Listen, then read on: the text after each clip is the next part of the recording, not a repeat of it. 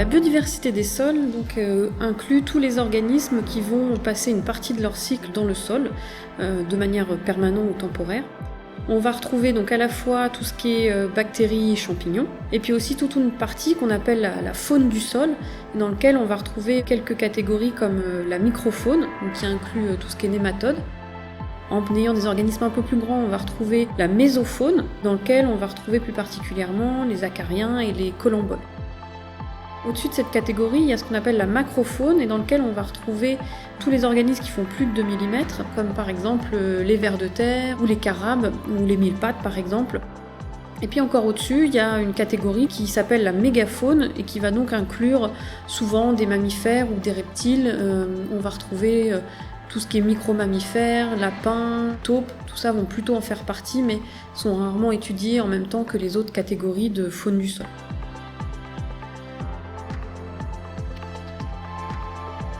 Le sol va nous rendre un certain nombre de services écosystémiques, par exemple sur la régulation des eaux, sur le recyclage des matières organiques ou la structuration des sols. Et ce qui permet en fait d'assurer ces services écosystémiques dans les sols, eh bien, ça va être la biodiversité des sols. Tous les organismes ne vont pas avoir des rôles équivalents, hein. On va parler des vers de terre parce qu'ils vont avoir un rôle d'ingénieurs de l'écosystème. Les vers de terre vont notamment intervenir dans tout ce qui est structuration des sols, fragmentation de la litière. Quand on va se passer du labour, on a besoin en fait de maintenir quand même une certaine structuration du sol. Et donc c'est notamment les vers de terre qui vont aider à maintenir la structure au niveau du sol. Et puis il y a d'autres organismes qui vont agir sur des échelles plus petites, comme par exemple les collemboles, qui vont agir sur tout ce qui est cycle du carbone et de l'azote, ou encore sur les micro-agrégats. Si on apporte des matières organiques justement pour fertilité des sols, eh bien on va être tout à fait content d'avoir des organismes qui vont aider à dégrader cette matière organique et à l'enfouir en fait au niveau du sol. Et donc c'est pour ça qu'on a besoin de tous ces organismes qui vont vivre en interaction de manière à avoir la multitude de services écosystémiques rendus par ces organismes du sol. On est parti du principe qu'en agroécologie, l'idée c'est bien de remettre le vivant au centre du système et que ces pratiques, ces systèmes agricoles ont donc pour but de s'appuyer sur les services qui sont rendus par la biodiversité des sols. Or, il s'avère que dans la littérature, ces pratiques peuvent avoir des impacts plus ou moins néfastes sur les organismes du sol. Toutes les pratiques ne vont pas avoir les mêmes impacts, et puis aussi en fonction des différents groupes, on n'aura pas les mêmes impacts. L'objectif de ce travail était d'étudier en fait l'effet de systèmes alternatifs, mais aussi l'effet de systèmes en transition. Et puis il y a aussi des zones d'ombre qui concernent en fait tout ce qui est aménagement agroécologique, comme par exemple les bandes fleuries. On ignore de quelle manière ils vont avoir un avantage en fait pour les organismes du sol, notamment en termes de recolonisation par exemple d'une parcelle agricole. Donc l'objectif c'était un peu de traiter ces différentes questions et d'y répondre grâce au réseau d'agriculteurs.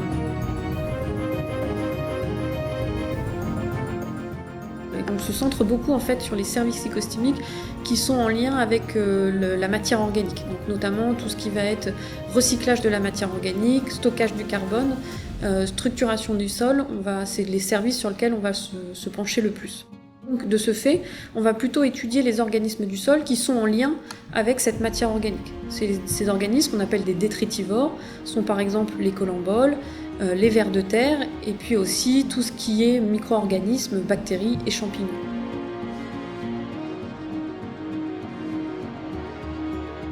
Alors, au niveau des protocoles qu'on a mis en place, c'est globalement un suivi de biodiversité, donc de biodiversité des sols, sur lequel on va suivre tout ce qui est micro-organismes, bactéries, champignons, tout ce qui est mésofaune, notamment plus particulièrement les collemboles, et tout ce qui est macrofaune avec un focus en fait sur les vers de terre.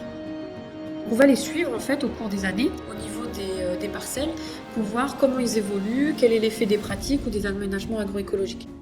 Pour les micro-organismes, en fait, c'est un échantillon de sol qui ensuite va être analysé au niveau de la biologie moléculaire pour avoir une idée de l'abondance et de la diversité en bactéries et en champignons. Pour les collemboles, on va utiliser un petit carottier de sol qu'on va ensuite mettre à extraire dans une machine qui s'appelle un McFadden, qui va nous permettre en fait d'extraire ces organismes de ces petits carottiers de sol. Pour les vers de terre, on va faire un trou au niveau du sol et on va trier à la main pour essayer de retrouver tous les vers de terre. Tous ces organismes sont ensuite identifiés afin d'obtenir en fait une richesse spécifique, un nombre d'espèces par point d'échantillonnage et une abondance de chacune de ces espèces. On va aussi faire des analyses pour évaluer par exemple le rôle de ces organismes à travers la décomposition de la litière.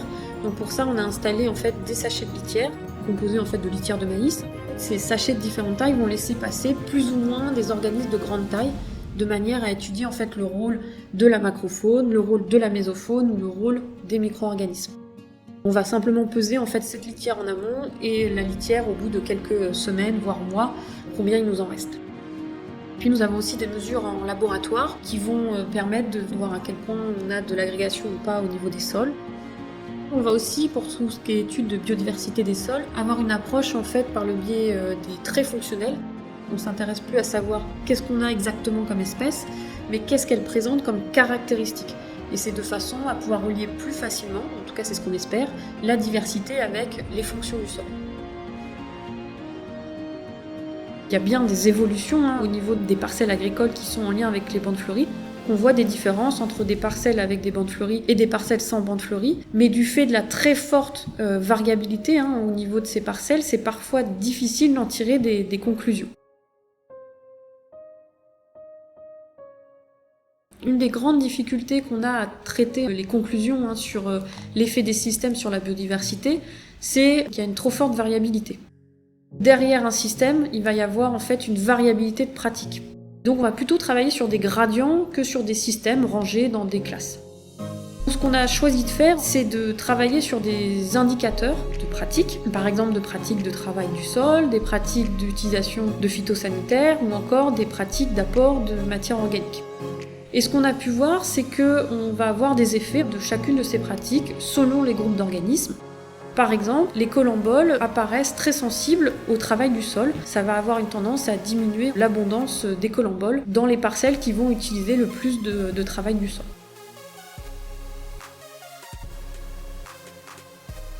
Sur la décomposition de la matière organique, on a quantifié en fait les différents rôles de micro-organismes, de colamboles et de macrofaune. Et on s'aperçoit que ces différents groupes sont bien complémentaires, avec certains groupes qui ont une importance plus ou moins forte. Mais ce qu'on peut en conclure surtout, c'est que s'ils ont bien un rôle tout à fait quantifiable de décomposition de la litière sur quelques semaines, si on a une diminution des colamboles du fait de travail du sol plus important, eh bien on va avoir derrière sans doute une diminution en fait du service de décomposition de la litière, du recyclage de la matière organique dans les sols agricoles.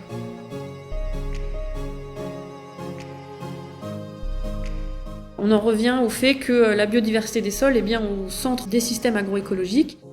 Si on veut favoriser en fait ces processus écologiques dans les sols, on a besoin de cette biodiversité des sols et on a besoin de favoriser cette biodiversité des sols par différentes pratiques, par différents aménagements agroécologiques, de manière à favoriser à la fois la diversité et l'abondance de ces organismes et donc leur fonction dans les sols.